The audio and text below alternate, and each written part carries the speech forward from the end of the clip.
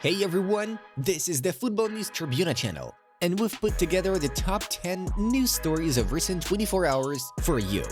Al Ittihad clinched the 2024-25 Saudi Arabian Championship ahead of schedule. On May 15th, Laurent Blanc's team won their 32nd round away match against Al Raed 3-1, and with 2 rounds remaining, became unreachable for their closest rival Al Hilal.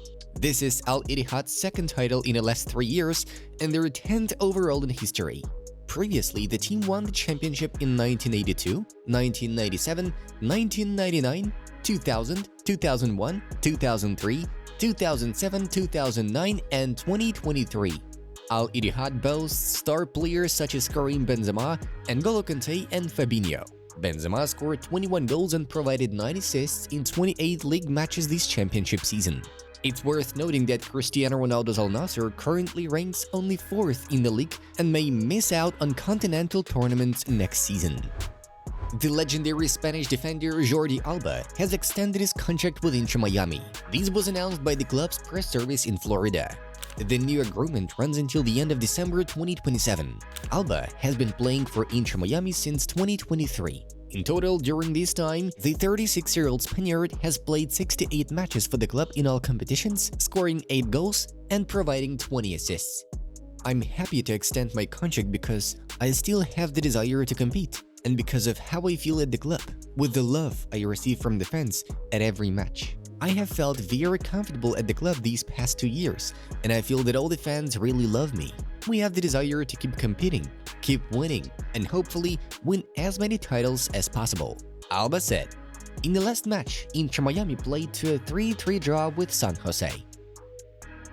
Brazilian forward Neymar is in talks with Santos regarding a contract extension. This was reported by The Athletic. Santos president Marcelo Teixeira is involved in negotiations with the players' representatives. The deal is expected to be extended until 2026. Neymar's contract with Santos is valid until the end of June this year. Last week, the 33-year-old Brazilian suffered another injury. So far this season, the forward has scored 3 goals and provided 3 assists in 11 matches for Santos across all competitions. Earlier reports indicated that the Brazilian player might return to Barcelona during the summer transfer window.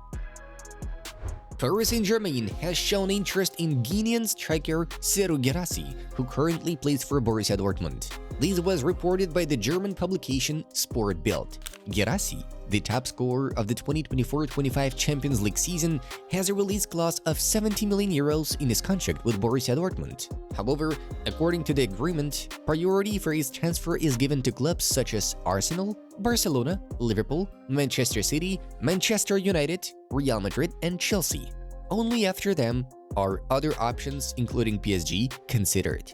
This season, Guirassy has played 44 matches in all competitions, scoring 33 goals. His contract with Borussia Dortmund runs until summer 2028. The police have opened a criminal investigation against Real Madrid central defender Raúl Asensio. This was reported by Marca and EFE. Law enforcement authorities suspect Asensio, Andrés Garcia, Ferran Ruiz, and Juan Rodriguez of distributing sexual videos involving 2 women. It's noted that one of the victims was a minor at the time the offense was committed. The incident first became known in the fall of 2023. The players were detained then, but the case was later closed. The Supreme Court of the Canary Islands ordered the reopening of the criminal case, and the investigator found signs of a violation of privacy and the use of pornographic material involving a minor. Asensio's lawyer insists that the criminal case should be closed due to the statute of limitations and the absence of the video, but later, experts found messages exchanged between the footballers discussing the video. Journalist Ben Jacobs reported that Real Madrid is ready to sell Rodrigo. Rodrigo is a new name I'm hearing.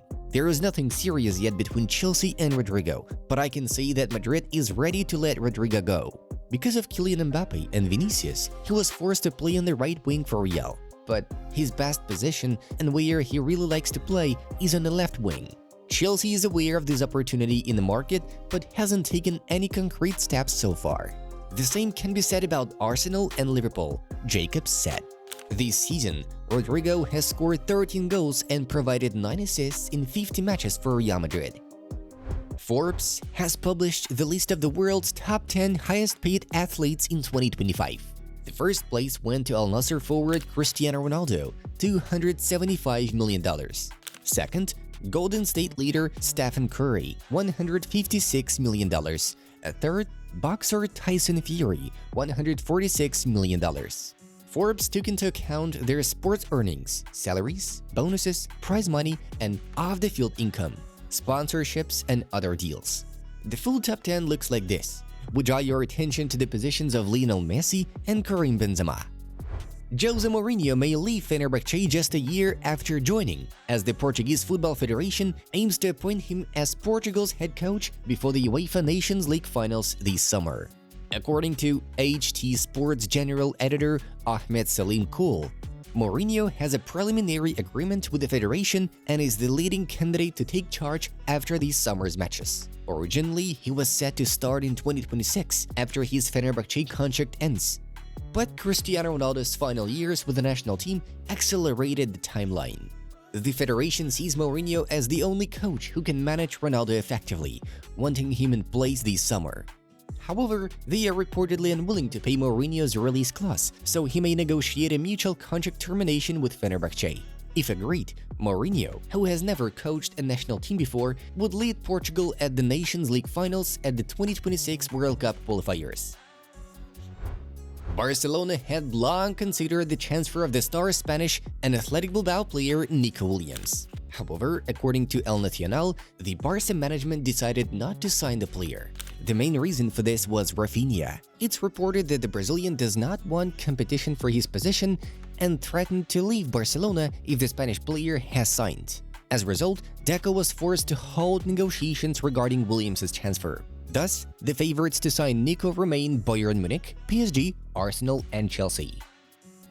The decisive match of the 36th round and the entire championship took place in the Catalan derby between Espanyol and Barcelona, where the Blaugranas secured victory and consequently became La Liga champions with 2 games to spare.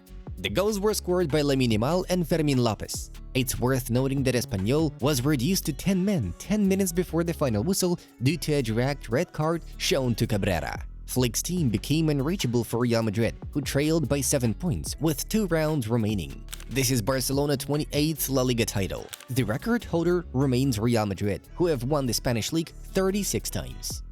There were other interesting stories surrounding the match. Here's what happened.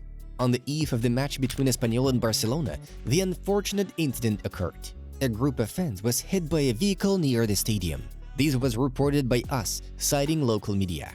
13 people sustained minor injuries in the incident. According to the Catalonia police, the incident was an accident. Witnesses say that a woman accidentally bumped into a girl, which caused some people to criticize her and start throwing objects at the car. Feeling nervous, the driver unintentionally accelerated and ran over some fans in front. The woman behind the wheel was arrested.